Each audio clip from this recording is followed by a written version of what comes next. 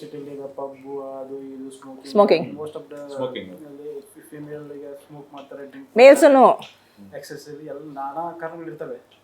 So ಹಾಗೆ ಬಂದಿರ್ತಾರಲ್ಲ, ಒಂದು by what age ಬಂದರೆ ಇದು ಸಕ್ಸಸ್ ಆಗುತ್ತೆ, ಸಕ್ಸಸ್ ರೇಟ್ ಹೆಚ್ಚು ಮಾಡ್ಬೋದು ಅಂತ IVF ಬಂದಾಗ ಒಂದು ಪರ್ಟಿಕ್ಯುಲರ್ ಏನಾರ ಏಜ್ ಅಂತ ಇದೆಯಾ? Best time to get pregnant is between 22 and 35 or 32, 33.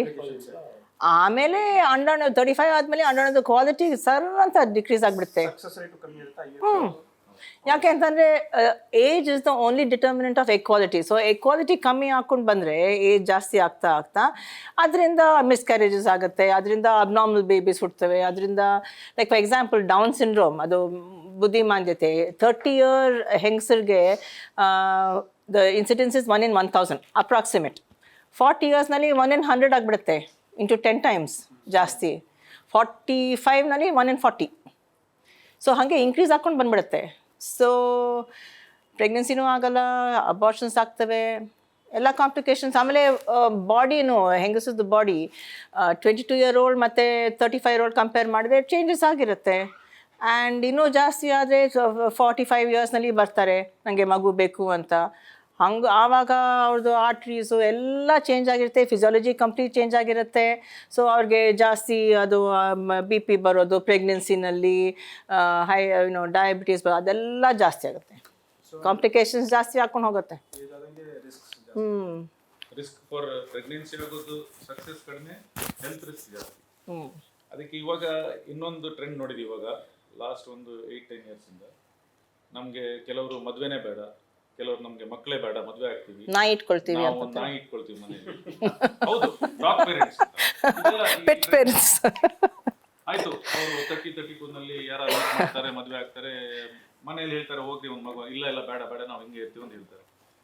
ಅವ್ರ ಕೊಲೀಗ್ಸು ಇರ್ತಾರೆ, ಅವ್ರು ಮದುವೆ ಆಗ್ತಾರೆ, ಅವ್ರಿಗೆ ಮಕ್ಕಳಾಗುತ್ತೆ, ವಯಸ್ಸಾಗತ್ತೆ ಎಲ್ರಿಗೂ. ಒಂದು 50 ವರ್ಷ ಆಗ್ಬೇಕಾದ್ರೆ ಮಕ್ಕಳೆಲ್ಲ SSLC PUCಗೆಲ್ಲ ಹೋಗ್ತಾರೆ, ಯಾರು ಅವ್ರ ಕೊಲೀಗ್ಸ್. ನೀವು ಇಲ್ಲಿ ಸೋಷಿಯಲಿ ಮೀಟ್ ಮಾಡಬೇಕಾದ್ರೆ ಜನ ಏನು ಮಾತಾಡ್ತಾರೆ, ಈ ಒಂದು ಏಜ್ ಆದಮೇಲೆ ಮಕ್ಕಳ ಬಗ್ಗೆನೆ, ಮಗ 10th ಫಸ್ಟ್ ಬಂದ, ಆವಾಗ ಇವ್ರಿಗೆ ಏನಾಗುತ್ತೆ, ಅಯ್ಯೋ ನಮಗೇನು we are not able to contribute to that conversation. ಅವ್ರು ಸುಮ್ಮನೆ ಕೂತ್ಕೋಬೇಕು ಸೈಡಲ್ಲಿ. ಆವಾಗ ಅವರಿಗೆ ರಿಯಲೈಸ್ ಆಗುತ್ತೆ, ಅಯ್ಯೋ ನಾವು ತಪ್ಪು ಮಾಡಿದ್ವಿ, ಏಜ್ ನಿಲ್ಲೋದಿಲ್ಲ. ಮತ್ತೆ ಬರ್ತಾರೆ ಇಲ್ಲಿ, ಅಯ್ಯೋ ನಾವು ತಪ್ಪು ಮಾಡಿದ್ವಿ, ಆವಾಗ ನಮ್ಗೆ ಹೊಳಿಲಿಲ್ಲ, ನಾವು ಈ ಥರ ಆಗುತ್ತೆ ಅಂತ. ನಮ್ಗೆ ಇವಾಗ ಏನೋ ನೋಡಿ ಇಷ್ಟೆಲ್ಲ ದುಡ್ದಿದ್ದೀವಿ, ಪ್ರಪಂಚ ನೋಡಿದ್ದೀವಿ, ಕೋಟ್ಯಾಂತರ ರೂಪಾಯಿ ಆಸ್ತಿ ಮಾಡಿದ್ದೀವಿ, ಇದು ಯಾರಿಗೆ ಹೋಗುತ್ತೋ ಅಂತ ಬೇಜಾರು ಮಾಡ್ಕೊಳ್ತಾರೆ. By the time it is too late. So ಇವಾಗ ಏನು ಮಾಡ್ತೀವಿ ನಾವು, ಅಟ್ಲೀಸ್ಟ್ ಅವ್ರು ಗಂಡಸರು ಅಷ್ಟೇನು ಪ್ರಾಬ್ಲಮ್ ಆಗಲ್ಲ, ಹೆಂಗಸರಿಗೆ ಅಟ್ಲೀಸ್ಟ್ ಹೇಳ್ತೀವಿ, ನಿಮ್ಮ ಎಗ್ಸ್ನ ಫ್ರೀಸ್ ಮಾಡ್ಕೊಳ್ಳಿ, ಇಲ್ಲಾಂದ್ರೆ ಭ್ರೂಣನ ಫ್ರೀಸ್ ಮಾಡ್ಕೊಳ್ಳಿ. ನೀವು ಬೇಕಾದರೆ ಮಗು ಮಾಡ್ಕೊಳ್ಳಿ. ಆಮೇಲೆ ಅವ್ರು 25, 26, 30 ಇರಬೇಕಾದ್ರೆ ಎಗ್ಸ್ ಫ್ರೀಸ್ ಮಾಡಿ ಇಟ್ಕೊಳ್ಳಿ. ಮದುವೆ ಆಗಿಲ್ಲ ಅಂದರೆ, ಮದುವೆ ಆದರೆ ಅವರು ಅದು ಭ್ರೂಣನ ಫ್ರೀಸ್ ಮಾಡಿ ಇಟ್ಕೊಳ್ಳಿ, ಯೂಸ್ ಮಾಡಿ ಬಿಡಿ. ಬಟ್ ಒಂದು ಆಪ್ಷನ್ ಇದೆ, ನಿಮಗೆ ಒಂದು ಆಪ್ಷನ್ ಇಟ್ಕೊಂಡಿರಿ ಅಂತ ಹೇಳ್ತೀವಿ. ಅದು ಸ್ವಲ್ಪ ಇನ್ಫಾರ್ಮೇಶನ್ ಜನರಿಗೆ ಹೋಗ್ಬೇಕು, ಈ ಥರ ಆಪ್ಷನ್ಸ್ ಇದೆ, ಅದು ಎಷ್ಟು ವರ್ಷ ಬೇಕಾದ್ರೆ ಫ್ರೀಸ್ ಮಾಡ್ಬೋದು, ಅವ್ರು ಬೇಡದಿದ್ರೆ ಬಿಟ್ಬಿಡಿ ಅಷ್ಟೇ. ಈಗ ಮಾಡಕ್ಕೆ ಶುರುವಾಗಿದೆ ಆ ಥರದ್ದು. ಬೇಕಾದಷ್ಟು ಸ್ಪರ್ಮ್ ಬ್ಯಾಂಕ್ಸ್ ಅದು ಬೇರೆ. ಸ್ಪರ್ಮ್ ಬ್ಯಾಂಕ್ಸ್ ಅದು ಡೊನೇಷನ್ಗೆ, ಕೆಲವರಿಗೆ ಗಂಡಸರಿಗೆ ಸ್ಪರ್ಮ್ ಇರಲ್ಲ, ಸೊ ಅದು ಸ್ಪರ್ಮ್ ಬ್ಯಾಂಕ್ಸಿಂದ ತೊಗೊಳ್ತಾರೆ. ಇದು ಹೆಂಗಸರು ಬಂದು ಅವ್ರದ್ದು ಎಗ್ಸ್ ಫ್ರೀಸ್ ಮಾಡಿ ಹೋಗ್ತಾರೆ. ಸೊ ಇಟ್ಸ್ ಲೈಕ್ ಎಫ್ ಡಿನಲ್ಲಿ ಇಟ್ಬಿಡೋದು. ಮದುವೆ ಆದಾಗ ನ್ಯಾಚುರಲಾಗಿ ಟ್ರೈ ಮಾಡಲೇಬೇಕು ಪ್ರೆಗ್ನೆನ್ಸಿಗೆ. ಅದು ಆಗದೇ ಇದ್ದರೆ ಆವಾಗ ಇಲ್ಲಿರೋ ಎಗ್ಸ್ನ ತೆಗೆದು ಅದನ್ನ ಯೂಸ್ ಮಾಡೋದು. ಅವರಿಗೆ ಮೋಸ್ಟ್ಲಿ ಲೇಟೆಸ್ಟ್ ಅವರು ಒಂದು 30 years ಇರಬೇಕಾದ್ರೆ ಎಗ್ಸ್ ಫ್ರೀಸ್ ಮಾಡ್ಕೊಂಡಿರ್ತಾರೆ, 39, 40 ಬೇಕಾದ್ರೆ ಮಗು ಆಗಬೇಕು ಅಂತ ಬರ್ತಾರೆ. ಬಟ್ ಅವ್ರ egg quality is at the age of 30, success rate is better, problems are less. So 30 years ಎಗ್ಗಿಗೂ 40 years ಎಗ್ಗಿಗೂ ಡಿಫ್ರೆನ್ಸ್ ಇಲ್ಲ. ಸೊ ಅದೊಂದು ಅವ್ರಿಗೆ ಒಂದು ಆಪ್ಷನ್ ಇದೆ. ಮಂತಲ್ಲಿ ಎಷ್ಟು ಜನ ಆ ಥರ ಅದರ ಸಂಖ್ಯೆ ಇದೆಯಾ, ಎಷ್ಟು ಜನ? ಇಟ್ ಈಸ್ ಇವಾಗ ನಾವು ಇದ್ರ ಬಗ್ಗೆ ಬೇಕಾದಷ್ಟು ನಾವೆಲ್ಲ ಮಾತಾಡಿದ್ದೀವಿ ನಮ್ಮ ಡಾಕ್ಟರ್ಸ್ ಎಲ್ಲ. ಬಟ್ ಇವಾಗ awareness is growing. So I think about 5 to 6 patients every month ಬರ್ತಾರೆ. And lot of girls from outside, from Singapore, America, ಜರ್ಮನಿನಲ್ಲಿರೋ ಹುಡುಗಿರು ಓದ್ತಾ ಇರ್ತಾರೆ.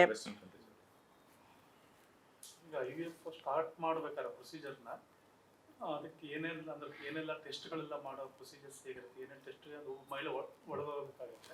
ಆಮೇಲೆ ಕಾಸ್ಟ್ ದೃಷ್ಟಿಯಿಂದ ಒಂದು ಸೈಕಲ್ಗೆ ಎಷ್ಟು ಸೈಕಲ್ ಮೀನ್ಸ್ ಒಂದು ಸಕ್ಸಸ್ ಒಂದು ಸೈಕಲ್ ಸಕ್ಸಸ್ ಅಲ್ಲ, ಒಂದು ಸೈಕಲ್ ಅಂದರೆ ಒಂದು cycle. Okay.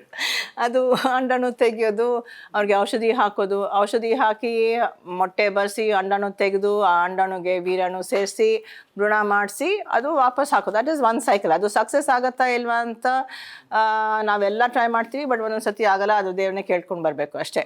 So but then ಅದೇನಂತಂದರೆ ಆ ಒಂದು ಸೈಕಲ್ಗೆ ಅಬೌಟ್ 2.5 lakhs ಆಗ್ಬೋದು. ಒಂದು ಸೈಕಲ್ಗೆ ಯೂಶ್ವಲಿ 1 month, ಅಂದರೆ 15 days ಪೀರಿಯಡ್ ಬಂದಿರೋ 3ನೇ ದಿನದಿಂದ ನಾವು ಶುರು ಮಾಡ್ತೀವಿ. And that goes on for about 10 to 12 days. ಅದಾದಮೇಲೆ ನಾವು ಅಂಡಾಣು ತೆಗಿತೀವಿ. ಆ್ಯಂಡ್ ದೆನ್ ಲ್ಯಾಬ್ನಲ್ಲಿ ಎಲ್ಲ ಕೆಲಸ ಆಗುತ್ತೆ. ಅಂಡಾಣು ತೆಗೆದ್ಮೇಲೆ ಆ ವೀರ್ಯಾಣು ಚುಚ್ಚೋದು, ಅಂಡಾಣು ಒಳಗಡೆ ಅದೆಲ್ಲ ಸೇರಿಸಿ ಭ್ರೂಣ ಮಾಡಿಸೋದು, 5 ದಿನ ಬೆಳೆಸೋದು, ಅದೆಲ್ಲ 5 days ಆಗುತ್ತೆ. So about 15 days. ಕೆಲವರಿಗೆ ನಾವು ವಾಪಸ್ ಅದೇ ಟೈಮ್ ನಾವು ಹಾಕ್ತೀವಿ. ಬಟ್ ಇವಾಗ ನಾವು ಫ್ರೋಝನ್ ಸೈಕಲ್ಸ್ ಮಾಡ್ತಾಯಿದ್ವಿ. ಯಾಕಂತಂದರೆ ಫ್ರೋಝನ್ ಅಂತಂದರೆ ಆ ಭ್ರೂಣನ ನಾವು ಫ್ರೀಸ್ ಮಾಡ್ತೀವಿ. ಅದಾದಮೇಲೆ ಅದು ಲಿಕ್ವಿಡ್ ನೈಟ್ರೋಜನ್ನಲ್ಲಿ -190 degreesನಲ್ಲಿ ಇಡ್ತೀವಿ. ಆ್ಯಂಡ್ ದಟ್ ಕೆನ್ ಅದು ಫ್ರೀಸ್ ಮಾಡಿದ ಮೇಲೆ ಅದು 1 ವರ್ಷ ಇಟ್ಕೋಬೋದು, 10 ವರ್ಷನೂ ಇಟ್ಕೋಬೋದು.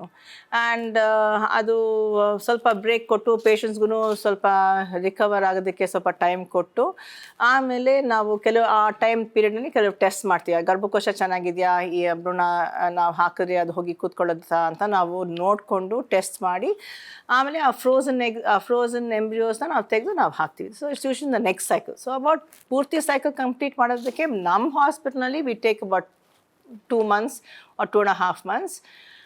ಅದು ಒಂದು ಬ್ರೇಕ್ ಕೊಟ್ಕೊಂಡು